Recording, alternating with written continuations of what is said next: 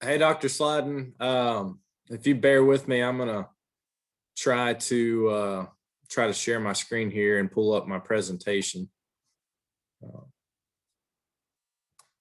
Wanted to thank you for letting me present on tall fescue. I know this was a lecture we discussed a little bit in class, and made me think a lot. Working for Cargill, working with a lot of people that are stockpiling fescue and grazing, stocker backgrounders on it, as well as brood cows. And then my ranch down here in Troy, we're kind of at the bottom part of the transition zone, and it's made me really think hard about planting fescue at our ranch, just because of how I've learned to manage it, and through customers, through this class, and other things. I've taken a great interest in fescue, I guess is what I'm trying to say, and appreciate you letting me present on it despite us covering it in class. So my name is Michael Agar.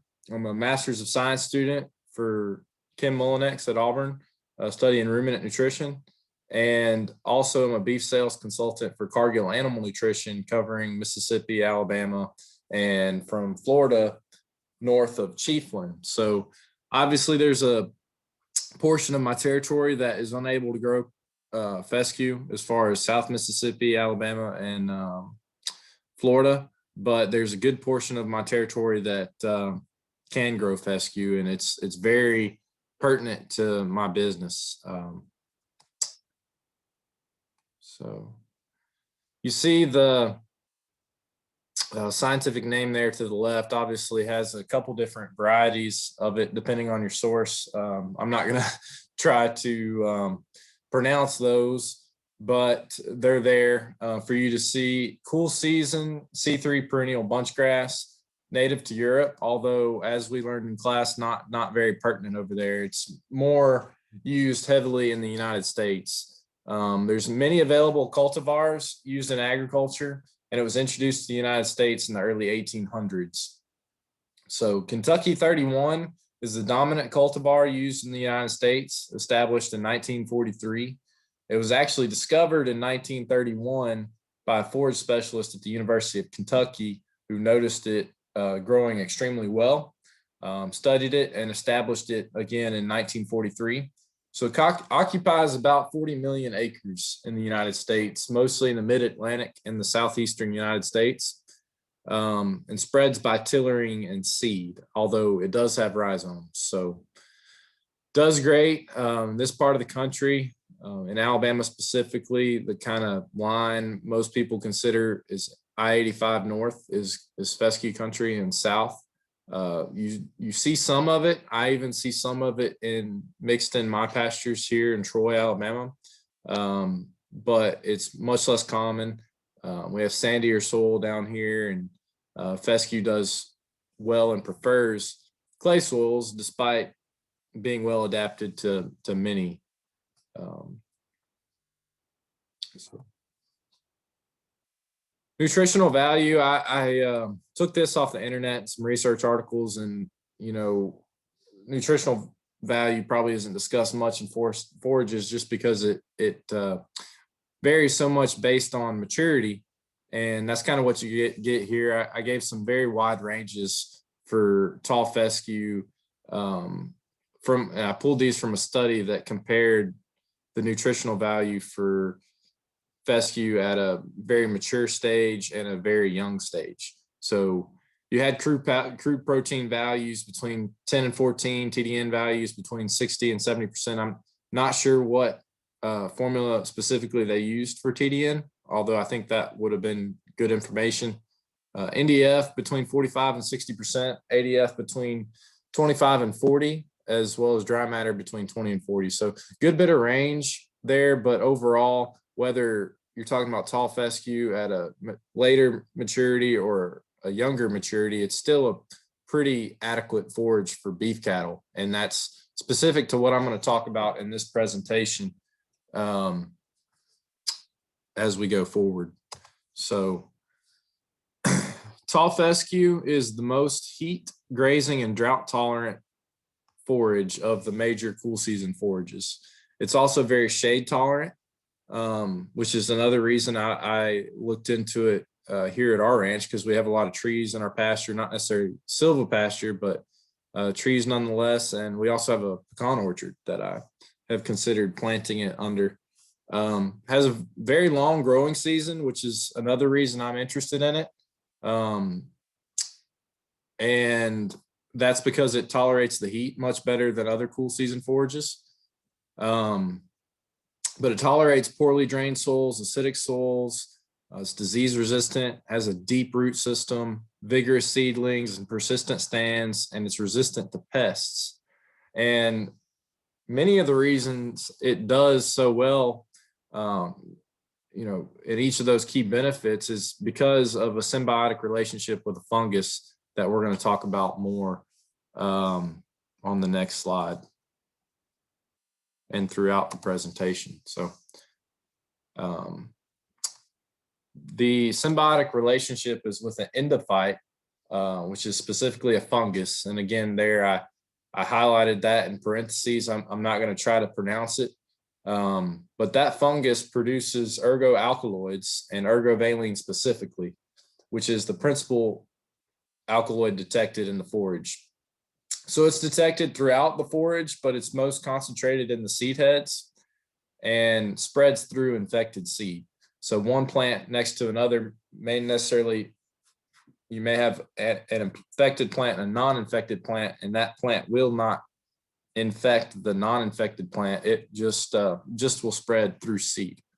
So infected plants are more vigorous, likely to survive, and the endophyte or the ergovaline acts as a vasoconstrictor in the animal, decreasing blood flow to the extremities.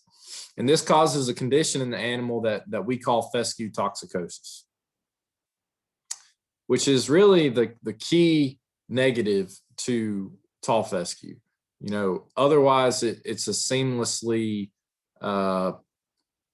perfect forage, in my opinion, as far as, at least for beef cattle, just being adequate in every way, great gains, and great way to maintain cows as well. So fescue toxicosis is caused by ergovaline again, and levels of infected tall fescue often range between 100 and 500 parts per billion. So we talk about parts per million a lot in trace mineral with my job, and I always describe it as a paper clip broken up into a million pieces, and that's how tiny it is.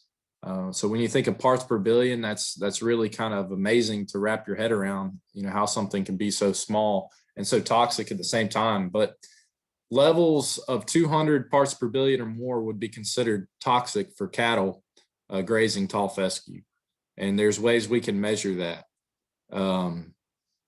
Symptoms in cattle that are infected with fescue toxicosis or the ergovaline, you'll often notice that they fail to shed off their winter coat. They'll have a long, tingy brown hair coat. They may be intolerant of heat, shaded up in the middle of the day when they could be grazing. They'll experience reduced weight gains as a result of this. Reduced pregnancy rates. A fungus actually inhibits prolactin, which is critical in udder development and colostrum, and causes poor milk production, poor weaning weights as a result of the poor milk production. And cattle may be noticed lame, necrosis of the tail, ear tips as a result of the vasoconstriction and the decreased blood flow to their extremities. And cattle can often be observed panting or standing in water, trying to cool down as a symptom of the heat stress. So here I have some visual symptoms, and I chose these because I actually took these pictures at a ranch in Waverly, Alabama, just north of Auburn. And this triggered my interest in fescue. I just started with the company, and we had a product for fescue defense that I'd read up on. It's an expensive product, and a producer actually called me with an issue. And somebody I'd known from my previous job working at the Cattlemen's Association and trusted me. He said, "Hey, I'm grazing infected tall fescue. Cattle are doing very poor. do you have something that would work? And he had actually spoken with a veterinarian who suggested feeding a trace mineral with high copper levels to help shed the hair coat. And I said, yes, Mr. Chris, we do. And I haven't had any experience selling the product yet, but if you don't mind, I'll come out, look at your pastures and your cattle with you, and see if I can help you. And these top two pictures were just two of several I should have taken. If I'd ever known I would have taken this much interest in fescue, I would have taken more pictures. But you can see that cow on the left was just miserable and probably had the long hair up front was so dramatic compared to others. So she probably looked the worst out of the group, but she almost looked like a buffalo up front. You can see that dewlap brisket area. The hair is just inches long. Kind of took that winter hair coat to an extreme. So she was clearly very intolerant of the fescue. And in that top right picture, you can see just how mature that forage was. It already seeded out, maybe even starting to senesce. This was May, June time period, about 3 years ago. And that bull there, he doesn't look terrible for a bull that's been on cows, but you can't really see his behavior in the picture. He's got his ears perked up because I was taking a picture of him, but he just kind of looked, carrying his head low, looked like he wasn't feeling well as a result of the heat stress, and probably wasn't wanting to do his job very much. You can see he's lost a little weight. And there in the bottom, you got a cow standing in the water. There were several instances where cows were standing in the water at this ranch. And then in the bottom right there, you got a cow that's clearly lost a good bit of weight. Her body condition is pretty poor there, and she's lame on one of her rear feet as a result of that vasoconstriction. So kind of this ranch, I should have taken more pictures because there were every clinical sign of fescue toxicosis you could really find. With the exception of the extremes with the ear tips and the tail, but you had lame cattle standing in the water, not grazing. I think I was there. You can tell in the picture, it was kind of later in the evening, and cattle were still just struggling. So very extreme circumstance, but again, cattle could be noticed losing weight. Weaning weights were down. He'd actually lost a couple calves, which I found interesting. Breed back percentages were down significantly, and cattle were again observed panting, standing in water, just looked miserable. So prevention through management. The first thing I told this particular producer, in addition to getting him a product that would help him, was to clip his pastures. I explained to him that toxin was most concentrated in the seed head at that time. And I didn't really know much about fescue, but I'd remembered that from my forages class at Mississippi State, and remembered that as a management tip. So I told him to go ahead and clip his pastures. But there's several other ways you can manage fescue toxicosis through management. And the first one would be to plant novel endophyte varieties, like Max Q, for instance. This is a type of fescue that still has the fungus, but not the ergovaline that's toxic to the animal. And we'll talk about that a little bit on the next slide. But another thing you can do is select for breeds of cattle that are more resistant to fescue. And there's a good bit of variation within the breeds. For example, with Angus cattle, there are some Angus cattle breeds genetics that are more resistant than others. But when comparing Angus to, say, Brangus or Brahman influenced cattle or Brahmins, those cattle tend to be more resistant to that, as well as a lot of other parasites and heat in general. So you don't see a lot of visual symptoms when you're grazing cattle like that as much as you would in the English breeds like Angus and Hereford, etc. So you can graze pastures when they're less mature. Control seed heads, because again, it's more concentrated in that seed head. Dilute with other forages like clovers and non-infected varieties. Cut for hay when it's mature, because that ergovaline concentration is going to decrease over time as much as 30 to 60%. And you can supplement using Fescue defense technologies, which is what I'm going to go into a little more detail on this presentation, discussing those technologies toward the end than we did in lecture. So.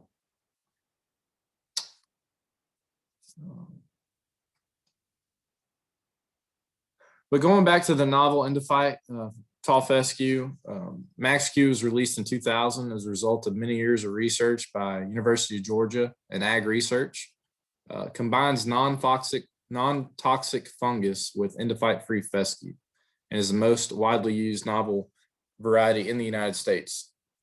So the idea behind it was that it had all the benefits of tall fescue in terms of stand persistency and development, grazing tolerance, drought tolerance, shade, all that, without the ergovaline toxicity, which is, again, really about the only downside I see for grazing cattle on fescue. So you see Max-Q pictured there to the left. The way it kind of worked was they removed the toxic endophyte from, say, a variety like Kentucky 31. You get an endophyte-free variety, which, you see Kentucky 31 positive, Kentucky 31 negative would be an endophyte-free variety. Over time in research, they've noticed that those endophyte-free stands, do not do as well in the heat. They don't do as well in the shade. They don't persist over time. They're not as tolerant to close grazing and that sort of thing. So those stands they don't last a long time. But these novel endophyte varieties like Max-Q, what they did was actually plant breeders took the ergovaline and left the fungus in the plant, the non-toxic fungus, and called it a novel endophyte variety. And through a lot of research, it kind of proved that you still get good stand persistence, all the benefits of tall fescue without the toxicity to the animals. So kind of a perfect world. And congratulations to Georgia. I find that research very interesting and helpful. Another way to manage without planting a new variety of grass is to manage the seed heads. And you can do this with chemical suppression, as you see detailed here on the left of your screen. You can see that pasture has not seeded out like it has in that strip in the middle. And that's the difference in chemical suppression of seed heads. I found that technology pretty interesting as well. But there's other ways to do it. You can clip the pastures manually. You see with the bush hog, that's how we do it here at the house. You can adjust your stocking rates to keep up with that grass and prevent it from getting over mature. With that particular producer I was talking about, he actually had 90 head on a new 800-acre lease in Waverly. So he knew he was under stock going in. And again, he did go ahead and clip the pastures to prevent that. So let's see here. Make sure I'm on the right slide. So in my recent experience, I've noticed that many producers that planted the Max-Q novel endophyte variety are actually going back to Kentucky 31. And I noticed I'm pretty familiar with Mississippi State and Auburn's extension, and that seems to be the consistent recommendation among extension agents is to plant these Max-Q varieties. And for whatever reason, I've noticed a couple large producers in the Mississippi Black Belt have gone back to Kentucky 31. And I asked one of them why, as a customer of mine that actually worked for them in college, and we partner with them currently on bulls. But they had issues with the stand persistency and establishment, which I found interesting. And not to say that's for every experience that Max-Q doesn't work, but in this situation it didn't. And I also found it interesting. Another ranch said the same thing and actually got in a pretty bad bind due to Max-Q. It came on strong the first few years and then lost its stand and yield over time, and got him in a bind. He had too many cattle, not enough grass, and that part of the country in the winter it gets so wet, and they really compact the soil, and that clay soil, if there's not any grass there to kind of hold the soil. And that's what happened. I was there several months ago in kind of a wet part of the winter, and it was pretty nasty. So both of them have gone back to the Kentucky 31 varieties. And I don't know if that's because they're more familiar with how to manage Kentucky 31, but I will say both of them, from my observation, do an excellent job managing their forages. Their hay fields are pretty much weedless. They fertilize, they take soil samples. They're doing everything right, but we're unable to get Max-Q going for one reason or another. So technologies to prevent fescue toxicosis have improved dramatically, I would say, over the last 10 years. And kind of what I've determined as a result of my experiences with these producers is that prevention through management with these technologies may be the cheapest alternative, rather than trying a Max-Q variety or a novel endophyte variety that may or may not work. And then if it doesn't work, having to replant Kentucky 31 and spend the extra money to get Max-Q planted in the first place could take quite the pocketbook to do all that.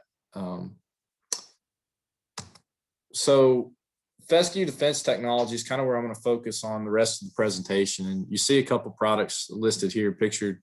The top right corner is a mineral product that Cargill makes, my company makes.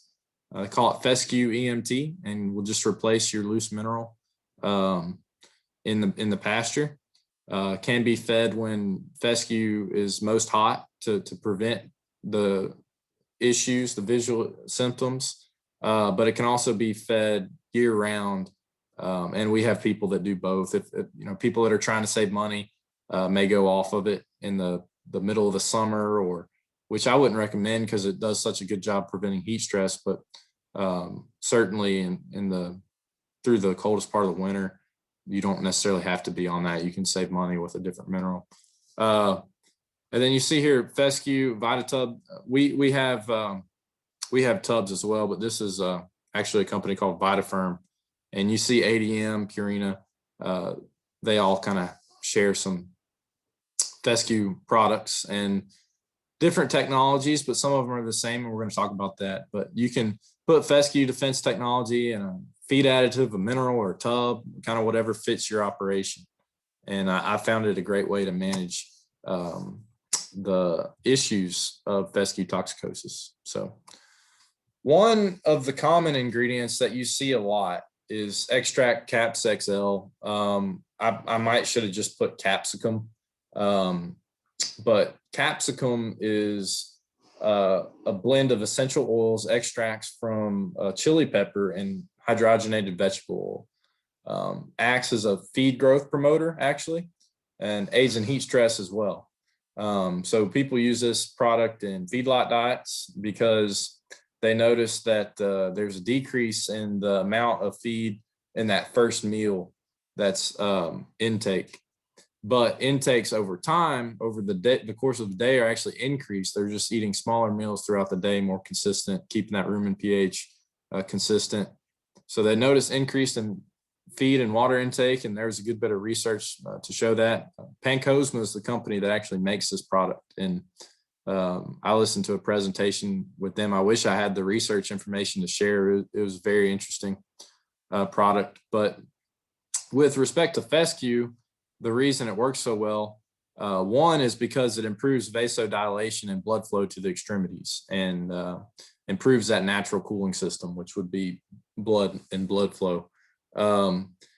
What I learned, and if you think about it, like you were eating at a Mexican restaurant and ate a chili pepper or ate salsa that was hot, you might get a blush from it. If it was really hot, you might even sweat. And you're going to feel that your pulse even sometimes because of that extra blood flow as a result of the vasodilation from the chili pepper. But what he kind of explained to me is this is more of a temporary deal. If you think of that same situation, that pain or vasodilation, the blush, the sweat might last a few minutes, but after that, you kind of return to your normal state. So there is vasodilation as a result. That's 100% accurate. But how long does it last, and does it prevent fescue toxicosis as a result of that? Maybe not. What he said, the reason this product works so well is because it actually reduces the effect of heat stress by blocking pain receptors, and allows cattle to get out more, graze more during the day, the hottest parts of the day, and you get an increase in feed intake and animal performance as a result of that. And I should have touched on that in the beginning, but it does risk significant changes in rumen pH because it's keeping that pH above that threshold, that 5.5 or so. But that's off topic from fescue. So here's another technology. This technology is actually owned by Cargill. The last one was not, but ICE technology is internal cooling elements. Is what that stands for. It's a proprietary formula owned by Cargill, made of plant-based compounds. And from what I understand of this product, it improves cellular hydration and limits the increase in core body temperature, and can be added to feed, tubs, mineral, etc. So we use this a lot across a wide range of species. So we use this a lot in deer feeds, but we use it in cattle feeds as well. And you can see here in the graph on the x-axis, it's time of day from 12 to 12, a 24-hour period at 2-hour increments. And then the y-axis is the core body temperature. And you can notice there in this graph that the cattle that were on ice there in red or maroon, whatever color that is, stayed consistently cooler throughout the day compared to the control there in orange. At the hottest point of the day, it looks like about 0.3 different in core body temperature. So some interesting data there. This is the product that I have experience selling. It stands for, the EMT stands for Endophyte Management Technology. And it kind of utilizes, in my opinion, 4 different technologies that all come together to help prevent the symptoms of fescue toxicosis. And the first one would be a good stout vitamin trace mineral package that's very available.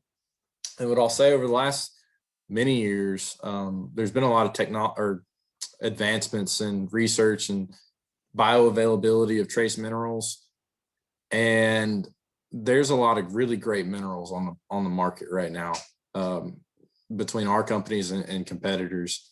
And that's kind of the old technology, I would say, to prevent the symptoms of fescue. I noticed that when Chris called me, he said the vet told him to feed copper. And he said that because of the hair coats. Copper helps shed off hair coats and high iodine levels. And many of those can help treat mild symptoms of fescue toxicosis. But in more extreme scenarios, you may need other technology. And that's where this product actually has that capsicum extract as well as the ICE technology in it. And they both work in different ways. One of them deals with vasodilation and pain receptors, while the other one deals with cellular hydration and keeping the internal body temperature cool. And there's a 4th ingredient called, well, I don't know what it's called. It's a proprietary formula that they won't tell us what's in it, but it's a fescue defense formula that actually is supposed to prevent the absorption of, or at least limit the absorption of the endophyte altogether, or the ergovaline.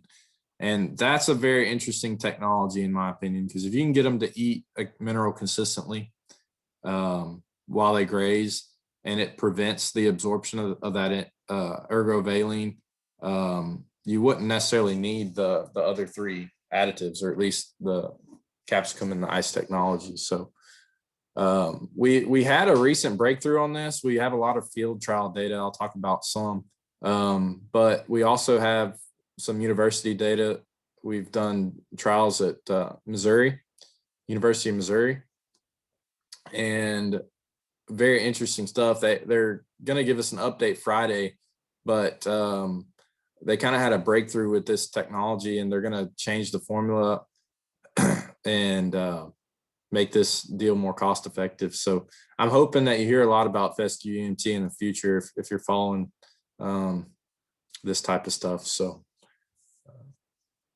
couple more slides here.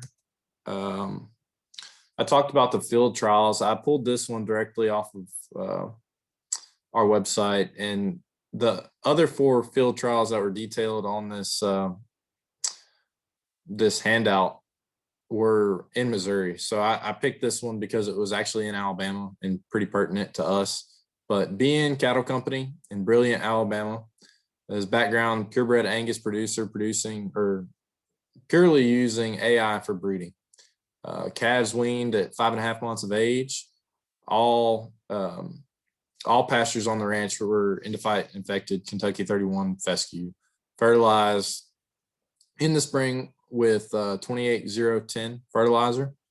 Ergovaline concentrations ranged between 300 parts per billion and 370 parts per billion. So pretty hot stuff in terms of ergovaline content. And what he had told us, cattle were purchased. He was pretty new to ranching, or not new to ranching, but new to owning cattle. These were purchased from a ranch he managed. And he mentioned that they historically had poor conception rates. Not sure if that's true or not, but that's what he said. So the results of this field trial resulted in 96% conception rates on first service AI, which is just incredible. And I'll say, I mean, he had to be doing a lot of stuff to maximize that potential in terms of genetics that were capable of it, and a great protocol. He was pulling heats instead of doing a synced time AI, and to get 96% on 50 head is really incredible.